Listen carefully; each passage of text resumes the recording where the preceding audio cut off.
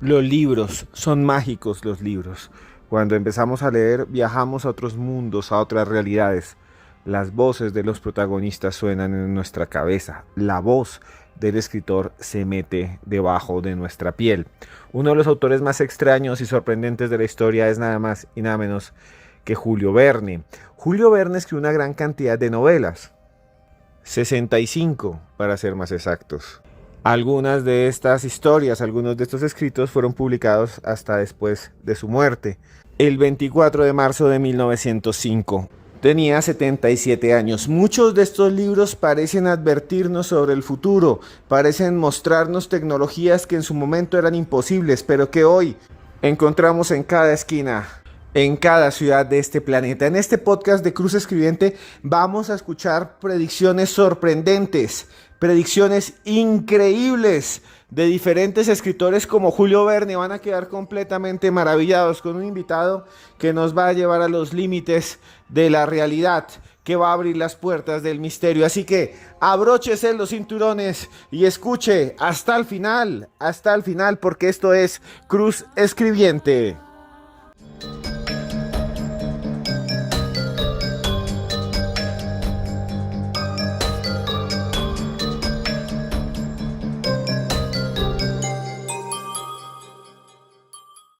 Caballeros, lo único cierto es que todas nuestras teorías no son más que eso, teorías. Ninguno de nosotros tiene la menor idea de cómo se formó realmente la Tierra. Dado que entre la corteza terrestre y el núcleo hay más de 6.500 kilómetros de profundidad y que ningún ser humano ha descendido nunca a más de 3.000 metros... Es obvio que jamás podremos tener ni atisbo del verdadero conocimiento hasta que no podamos alcanzar una profundidad de por lo menos...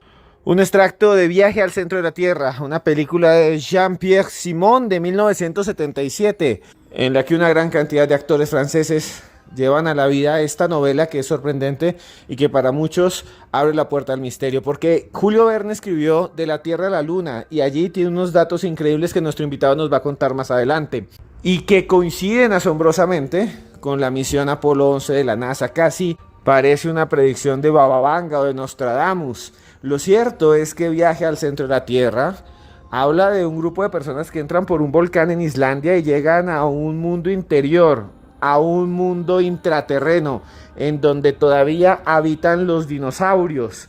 Agartha le llaman muchas personas fanáticas del misterio, la posibilidad de que haya un mundo intraterreno, incluso con una civilización avanzada. Muchos dicen que los ovnis son eso, son como sondas que envían esas otras personas, esos otros seres inteligentes que han evolucionado en el centro de la Tierra, que envían hacia afuera para observarnos, para ver a los terrestres, a los que habitamos la superficie. ¿Es posible que exista un mundo dentro de la Tierra? ¿Es posible que exista la Tierra hueca? Solo es una conjetura, solamente es una hipótesis, una teoría. Sin embargo, Julio Verne lo profetizó en esta novela llamada Viaje al centro de la Tierra. ¿Qué le parece a usted eso, profesor Lidenbrock?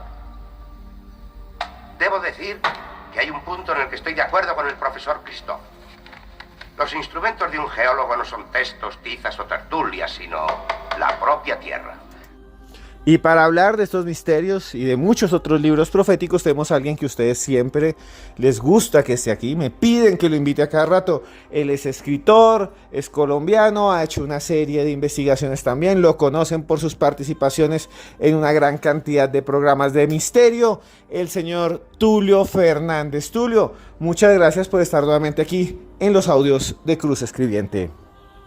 Hola Esteban, ¿cómo estás? Un saludo para ti y para todos los oyentes de este gran podcast. Yo creo que es mi podcast favorito, que es los audios de Cruz Escribiente. Esta vez vamos a estar hablando de libros y de gente que al parecer ha visto el futuro y lo ha plasmado a través de sus libros, principalmente de ciencia ficción. Libros que de una u otra manera han predicho el futuro. Algunas veces desde con solo décadas de diferencia, algunas otras con siglos. ¿Por qué pasará esto? Bueno, vamos a ver algunos de los casos más representativos de este caso de libros proféticos aquí en los audios de Cruz Escribiente. Para mí un placer siempre estar acá contigo y con todos los oyentes. Bueno, Tulio, empecemos de una vez con una de las grandes novelas de toda la historia, de las grandes novelas proféticas, de aquellas que parecen haber sido escritas por videntes, por personas, por autores, por escritores que tal vez pudieron observar el futuro, tal vez en sueño, tal vez entre visiones, o tal vez solamente eran mentes maestras que anticiparon lo que iba a suceder, o tal vez somos nosotros los que leemos esos textos quienes los reproducimos. Egregores. Yo escuchaba hace un tiempo, antes de darle la palabra a Tulio sobre este caso, este primer caso que es muy sorprendente, una teoría bastante interesante de unos sabios de la India, que dice que si todos pensamos en algo como colectivo, como sociedad, activaremos de alguna manera las llaves, como si giráramos unas tuercas que hacen que todo lo que pensamos, todo lo que aspiramos, todo lo que buscamos surja. ¿Alguna vez les ha pasado, por ejemplo, que escuchan una canción en su cabeza, la cantan, se les pega una canción, se les mete en el cerebro una canción, escuchan sus estribillos todo el tiempo, su melodía, y de repente alguien enciende una radio y está ahí, se escucha?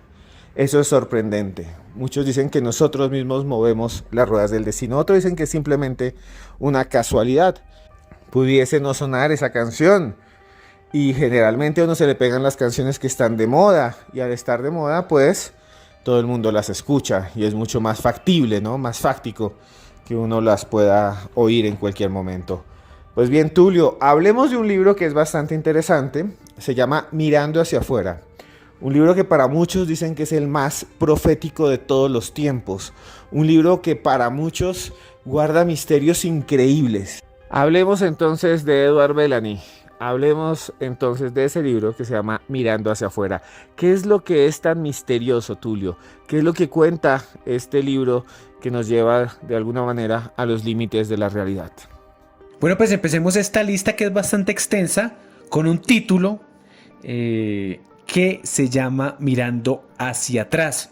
Fue escrito por el norteamericano Edward Bellamy. Este título fue escrito en el año de 1888. Y en esta historia seguimos la historia de Julian West, un joven estadounidense que hacia finales del siglo XIX, que es más o menos cuando fue escrito en el 1888, cae en un sueño profundo inducido por la hipnosis y se despierta 113 años después. Se encuentra en el mismo lugar donde nació, que es Boston, Massachusetts, pero en un mundo que está totalmente cambiado. Es el año 2000. Mientras dormía, Estados Unidos se convierte en una utopía socialista.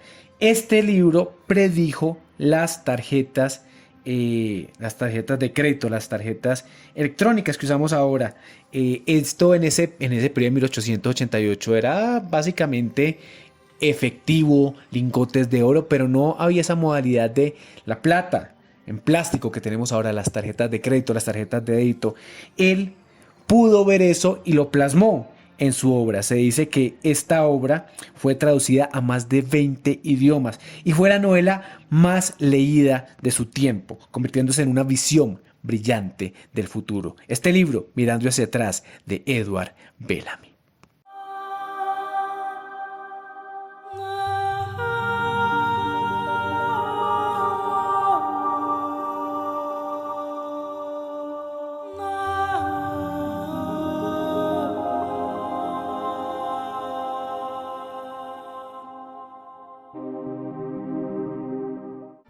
Era el barco más grande del mundo que surcara los mares y la más fabulosa máquina creada por el hombre. En su construcción y mantenimiento habían intervenido todas las ciencias, profesiones y oficios conocidos. Así comienza uno de los libros más misteriosos de toda la historia. Un texto publicado en 1898, titulado El naufragio del Titán.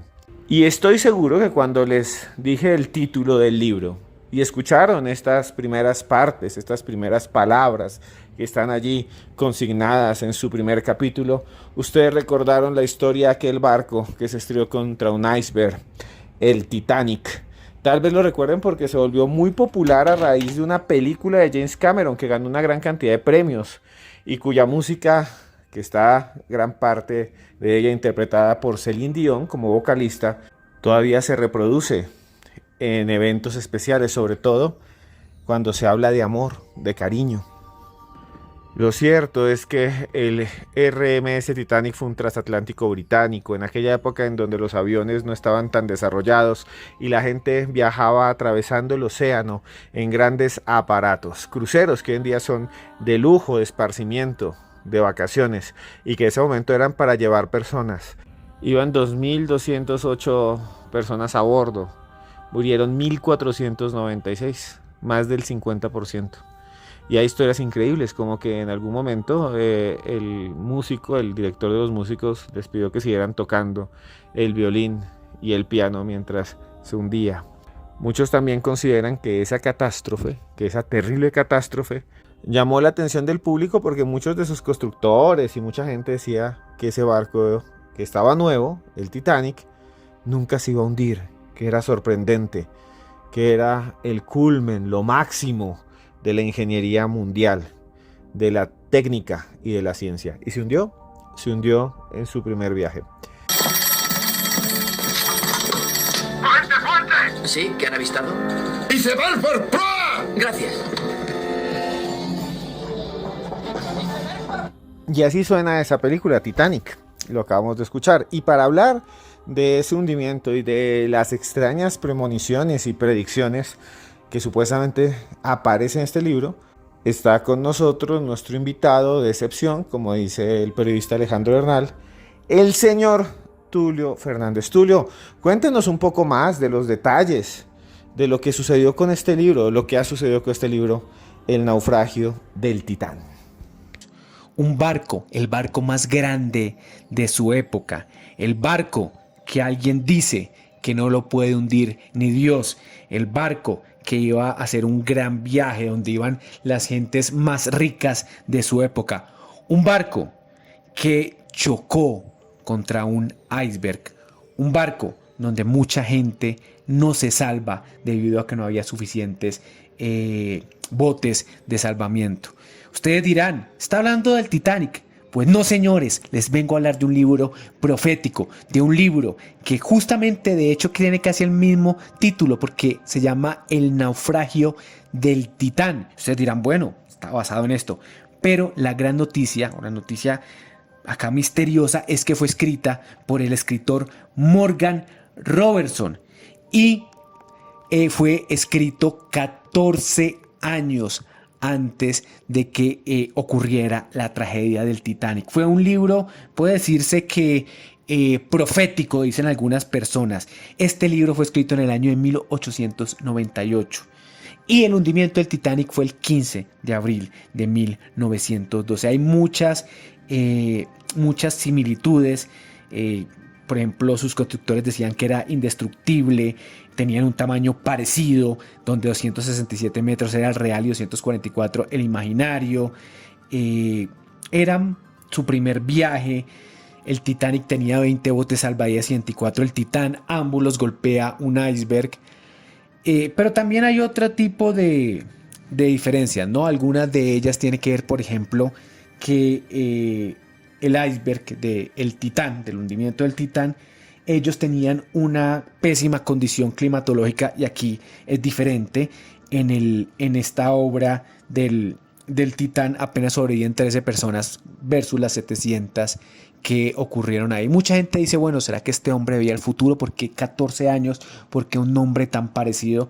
La verdad es que su autor, el señor Morgan Robertson, navegó durante muchos años, vio muchas cosas, vio hacia dónde iba la industria de los barcos y pudo imaginarse el peor escenario. ¿Cuál es el peor escenario? Pues un gran barco que va y se choca con un iceberg y que no había suficientes botes, y eso lo había visto en muchos viajes, que no había suficientes botes. Él planteó eso, sin embargo, las semejanzas son bastante sorprendentes, comenzando por el nombre. ¿Fue un visionario? ¿Fue un profeta? Pues ahí les dejo este libro, El naufragio del Titán, de Morgan Robertson.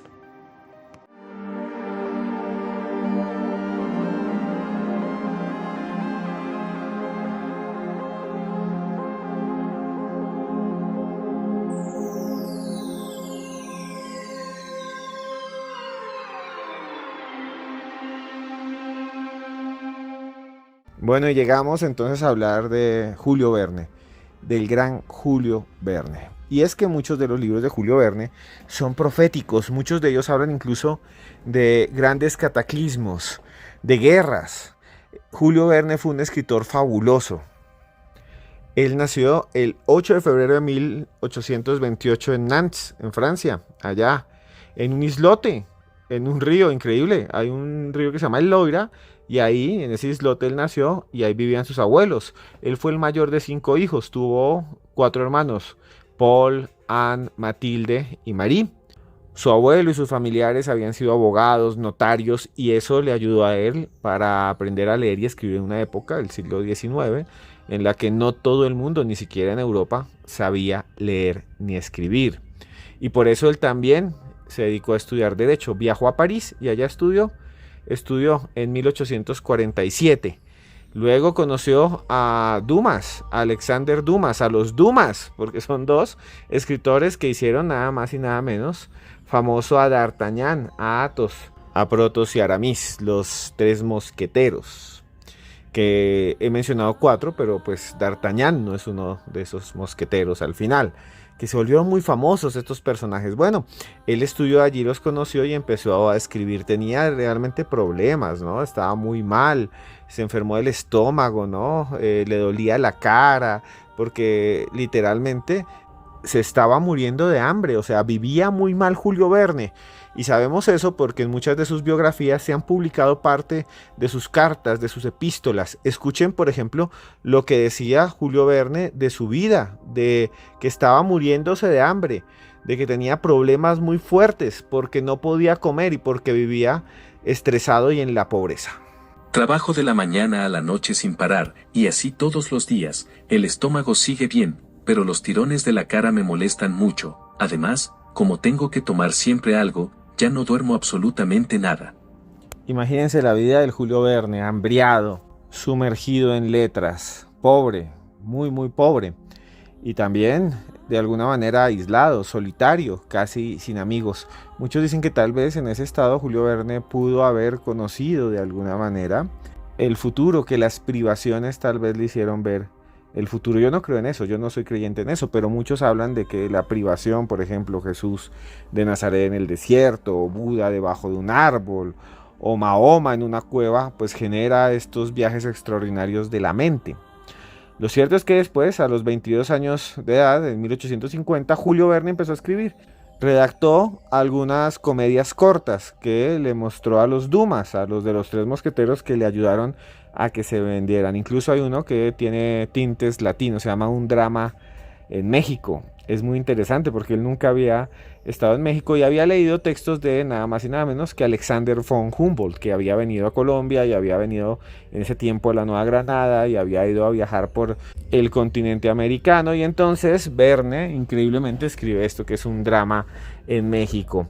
Y lo que va a suceder después es realmente impresionante, porque en 1859 se fue con uno de sus pocos amigos que se llama Hignard y se fue a Escocia. Y allá empezó a escribir el primero de sus libros extraordinarios y visionarios. París siglo XX, así se llama, nada más y nada menos. París siglo XX. Era considerada una novela perdida. Se mantuvo oculta por 130 años. Para que ustedes sepan, ese es un gran misterio. Y de alguna manera después salió a la luz gracias a sus descendientes. Y la novela habla de algo realmente extraño porque se inicia el 13 de agosto de 1960 en París y se habla de que existe una especie de sociedad diferente donde hay matemáticas, economía, ingeniería y ciencias naturales avanzadas. El protagonista, yo leí esa novela hace mucho tiempo, se llama Michel Jérôme Dufresnoy, que es un estudiante de literatura, y entonces el mundo que se muestra es realmente demente. Porque dicen, por ejemplo, que el latín y el griego los han borrado de los programas educativos, algo que pasa hoy en día, y que los árboles se asesinan, se matan para hacer pastas de papel, algo que también sucede hoy en día. Lo extraño de estas anticipaciones es que estuvieron ocultas, vuelvo a decir, pero no fueron las únicas. Julio Verne escribió muchas otras novelas anticipatorias, otras novelas visionarias que realmente resultan extraordinarias y misteriosas. Por ejemplo, publica en 1875 La isla misteriosa, y es considerada por muchos como una de sus mejores obras. Se habla de que hay un personaje que vive en una isla, que está por allá, que hace una especie de robots, ¿sí? Una especie de seres sobrehumanos que habita en las entrañas de la isla. O sea, realmente es sorprendente. Es una novela muy muy interesante, deberían ustedes leerla, y que tiene también unos elementos muy similares a otra gran novela profética de Julio Verne, que parecería de alguna manera la anticipación más clara que nos entregó. Les estoy hablando nada más y nada menos que del famoso Nautilus, el submarino que es piloteado por el Capitán Nemo. Por eso se llama Nemo, el de Buscando Nemo, la película de Disney. Y este Nautilus es un submarino, como vuelvo a decir, y se hizo en un momento en que no existían estos aparatos, en 20.000 leguas de viaje submarino, así se llama la novela. Se llama un ser civilizado, profesor. No quiero nada con la sociedad por razones poderosas para mí. De ahí que no respete sus leyes. Pero yo soy tan culpable como ellos. Reconozco que tanto mis compañeros como yo mismo fuimos en busca de lo que creíamos un monstruo. Es un extracto de la película de 20.000 leguas de viaje submarino.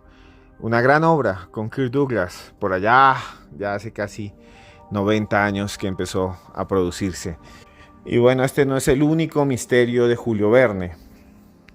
Las más interesantes, las profecías más interesantes tienen que ver con el viaje a la luna. Por ejemplo, en el primer viaje experimental de la novela, de la Tierra a la Luna, de 1865, envían un animal al espacio. En realidad, el primer ser vivo que viajó al espacio fue la perrita Laika. Pero hay más. La nave de Verne, la que se narra ahí en el texto, que llegó a la luna, se llamaba Columbia. Fue fabricada en aluminio, según el texto, según su mente, y estaba tripulada por 3 hombres. Escuchen muy bien. El módulo norteamericano del Apolo 11 también se llamó Columbia y llevó también a 3 astronautas al espacio, mientras que Verne decía que la nave en su novela que llegaba a la luna, que era realmente propulsada por un cañón, por un gran cañón, pesaba 5.345 kilos. El Apolo 11 pesó 5.621 kilos. Es realmente sorprendente. Algunos dicen que hay seres humanos que tienen la percepción de ver el futuro, pero eso no es todo.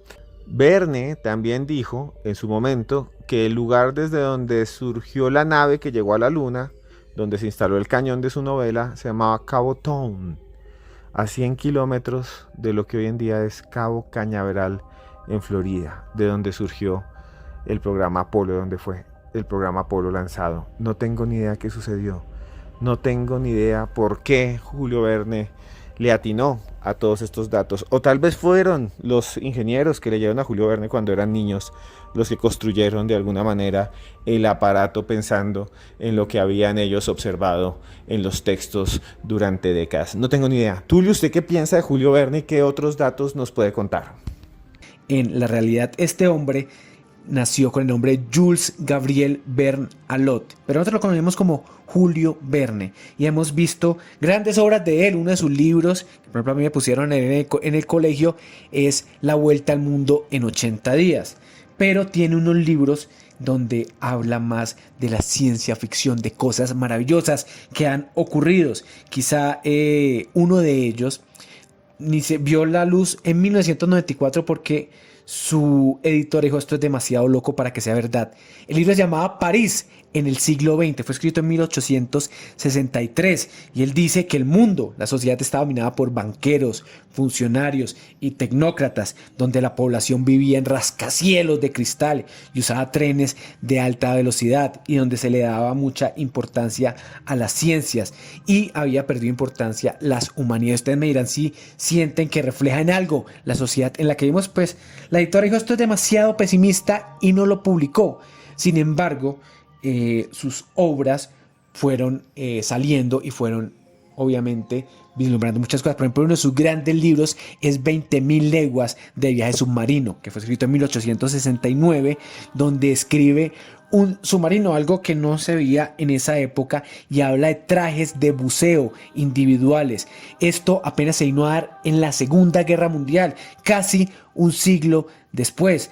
Es maravilloso. Hay libros menos conocidos de él, por ejemplo, Robur el Conquistador, donde habla de yates cuyos mástiles con hélice lo convierten en un helicóptero. La Isla Misteriosa, de 1874, donde los protagonistas fabrican ácido sulfúrico, que en esa época no se veía, y un libro llamado Los 500 millones de Begún, donde habla de armas de destrucción masiva. Imagínense, en 1879 hablar de armas de destrucción masiva, satélites artificiales y los regímenes totalitarios que se terminaron viendo en el siglo XX. Pero quizá su obra más importante, quizá su obra más visionaria fue De la Tierra a la Luna, un libro que fue escrito en el año de 1865, donde predijo de manera extraordinaria lo que sucedería casi un siglo después, en 1969, la misión del Apolo 11, que la NASA pues obviamente lanza desde Cabo Cañaveral. Él sitúa también el sitio donde NASA los sitúa en Tampa, en Florida, y que queda casi 100 kilómetros cerca a Cabo Kennedy, donde salió verdaderamente. La forma inicial de la nave ficticia y la real son casi históricas, lo mismo que la velocidad y el tiempo, y es un libro completamente visionario. Quizá el único libro que no se ha visto trasladado a la realidad es Viaje al Centro de la Tierra, donde Julio Verne hace una expedición hacia el centro del planeta, donde hay como un mundo interno, donde hay un mar grandísimo, donde hay dinosaurios. Es un gran libro, Viaje al Centro de la Tierra. ¿Será que eso nos espera en el centro de la Tierra si hay una expedición hasta allá? Quién sabe. Lo importante es la obra maravillosa y profética de ciencia ficción del gran Julio Verne.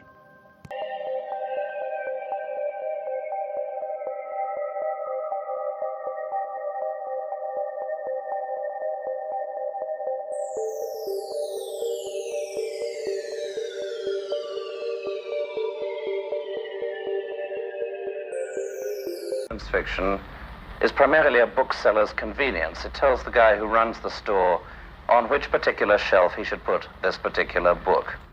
La voz de John Browner, uno de los escritores de ciencia ficción más famosos e importantes de toda la historia. Tal vez usted no lo había escuchado, pero realmente fue muy famoso en su momento, y todavía muchas de las películas y series de ciencia ficción que vemos tienen parte de sus textos, digamos, de su esencia, como fue Martin, ¿no? El de Juego de Tronos, que es una gran cantidad de novelas de ciencia ficción.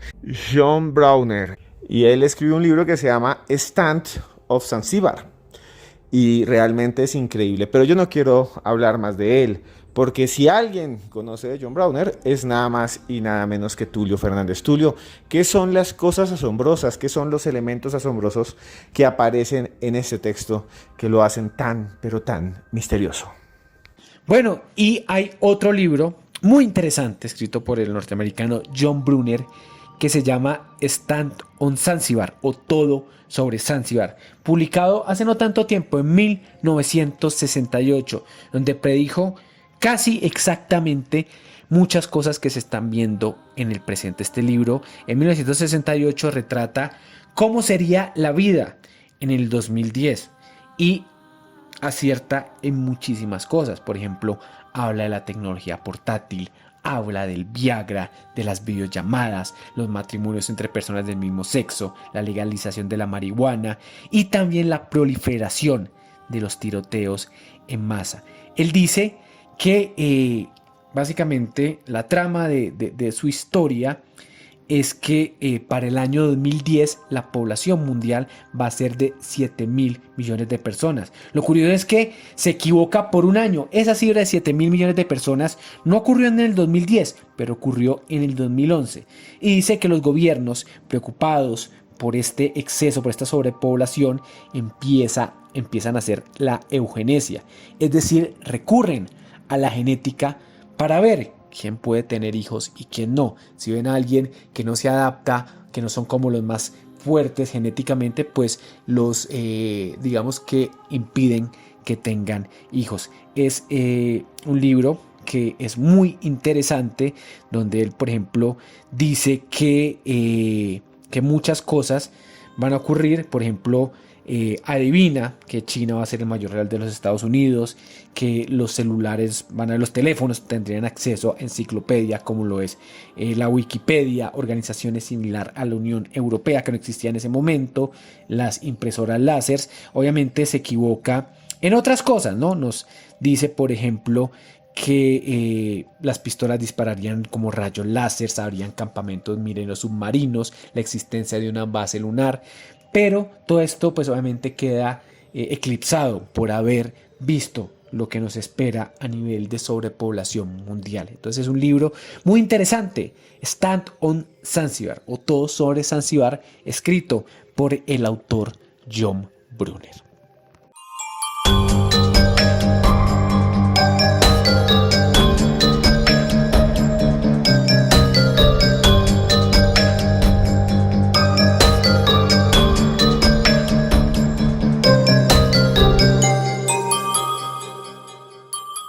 Bueno, Tulio, después de ver todos estos casos de libros proféticos, en Colombia tenemos uno que se llama Barranquilla 2132, que está explicado muy bien en otro libro que se llama Expedientes X Colombia, que fue escrito por un señor Osorio Lizarazo y publicado en 1931.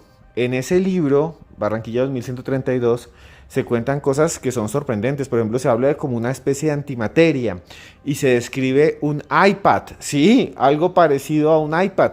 Realmente es increíble, o sea, se describe un aparato que es como una tableta, él dice, en la que puede de alguna manera ver la gente imágenes y que cuando uno la gira se acomodan los videos, se acomodan de alguna manera las letras.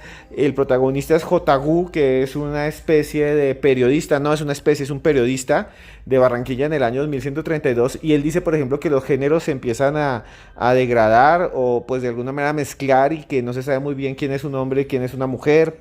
También habla de que hay una especie de guerras en el cielo, guerras que destruyen todo. También habla de aviones, sí, menciona aviones cuando no existían los grandes aviones que nos pueden llevar, digamos, a Europa en 12 horas, y dice que más o menos eso es lo que dura un avión en llegar.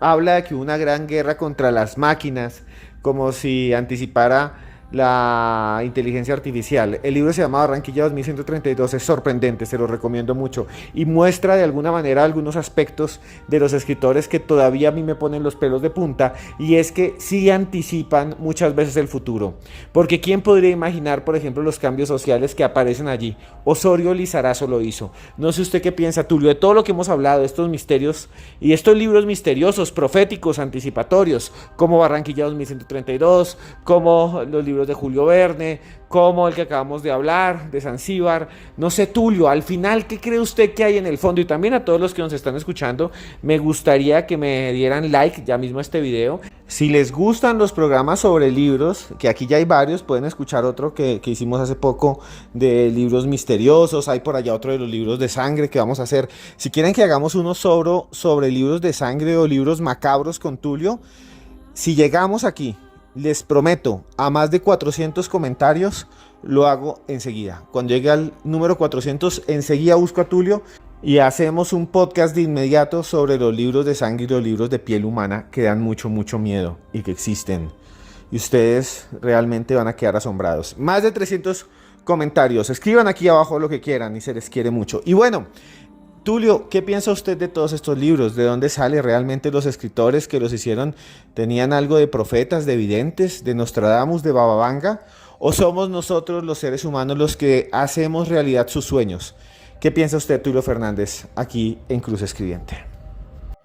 Bueno, yo creo que estos libros, más allá de ser proféticos, lo que hacen es que muestran la gran capacidad del ser humano para poder prever lo que viene a futuro. Por ejemplo, el libro del hundimiento del Titán que hablamos ahora, el autor lo escribió viendo lo que él había recorrido por sus años viajando en barco. Julio Verne era un gran estudioso, le gustaba la botánica, le gustaba la ciencia, le gustaban muchas cosas. Estos grandes autores, más que más que ser profetas o brujos, lo que son es que son grandes estudiosos, ¿no? Entonces es gente que mira cómo está la ciencia en el momento, gente que se interesa en la ciencia y gente que puede decir, bueno, esto podría pasar a futuro, esto podría ocurrir, esto podría ser factible en el futuro. Hay libros, por ejemplo, que se han escrito que no se han visto. Por ejemplo,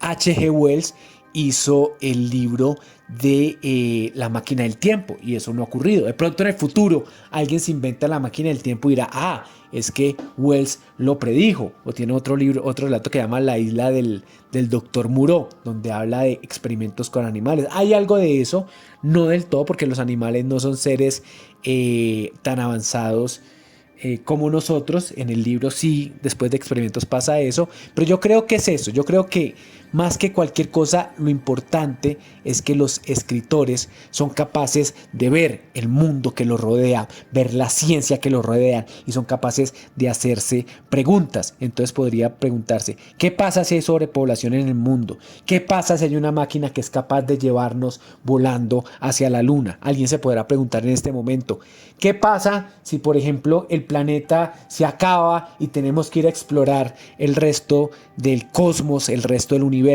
en grandes naves espaciales? Yo creo que eso es lo importante, hacerse preguntas. Y estos grandes escritores que han predicho cosas como desde la tarjeta de crédito, como lo vimos, hasta los submarinos, se han hecho preguntas. Es gente que piensa mucho, es gente que le encanta la ciencia, que le encanta jugar con las probabilidades. Entonces yo siento que esa es la verdadera magia, esa es la verdadera parte paranormal, la parte sobrenatural, es la maravilla de la imaginación humana, que es la que nos lleva por estos parajes, que es la que ha sido capaz de prever lo que se viene a futuro. Entonces, esta para mí es la maravilla de los libros de la ciencia ficción, que invito a todo el mundo a leer siempre, porque un libro siempre nos sumerge en un viaje maravilloso.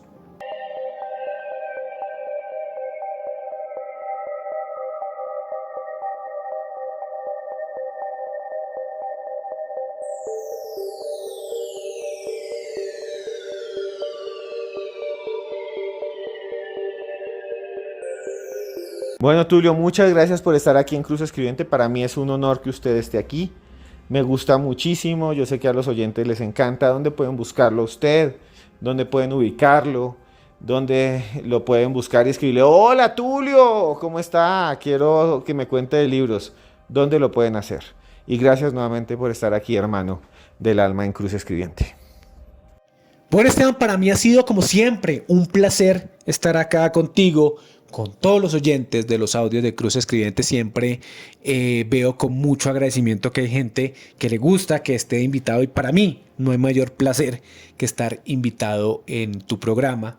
Pues estar en estos podcasts siempre me hace muy feliz, hablando de estos temas tan maravillosos que a mí me encantan, como los libros, como grandes misterios que hay en el mundo. Entonces, gracias por la invitación y siempre será un placer estar aquí. A mí me encuentran en mi Twitter como TulioFer69.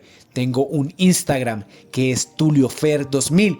Y tengo un libro, si a ustedes les gustan los viajes, las aventuras, si les gustan las historias de vikingos, yo escribí un libro que se llama Eric el Rojo.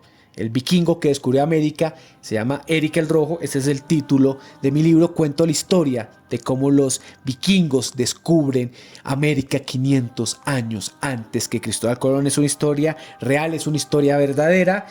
Y pues la escribí y es un placer compartirla con ustedes.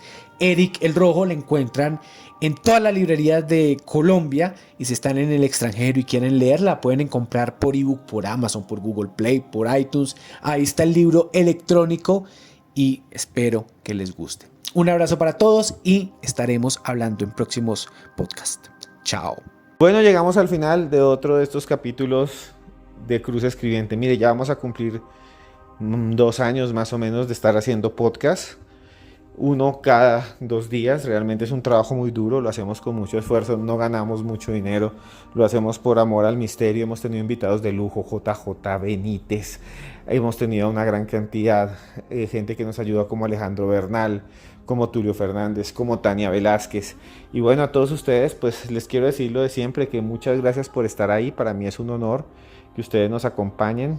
Este es un viaje y me gustan mucho los capítulos sobre libros como este, porque también nos amplían la mente en este momento en el que la gente casi no lee.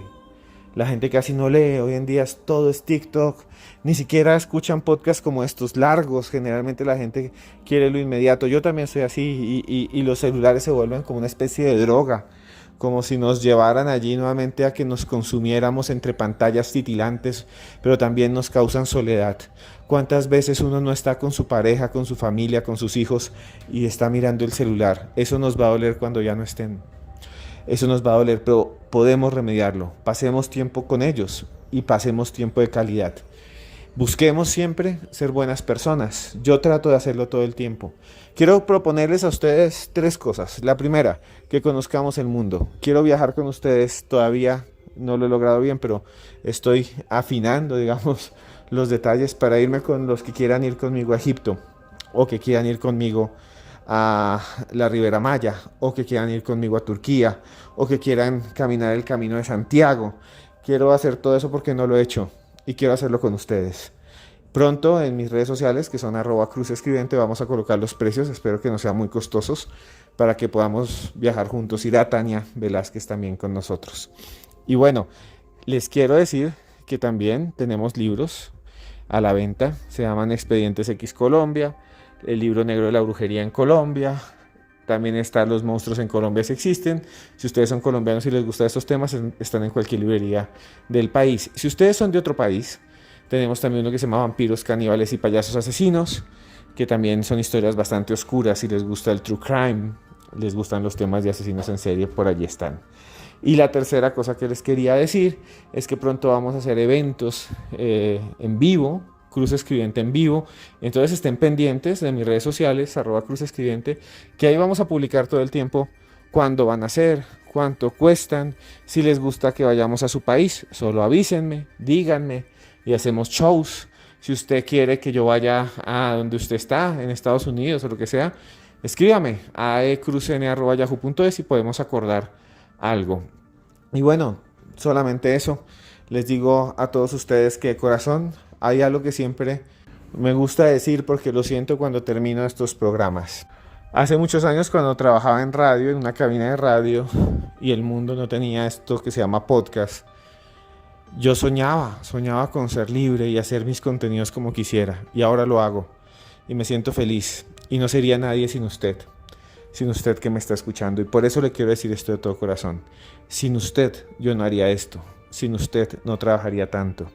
Sin usted el mundo no valdría la pena. Y por eso yo a usted, esté donde esté, trabajando duro por su familia, por salir adelante, le deseo lo mejor.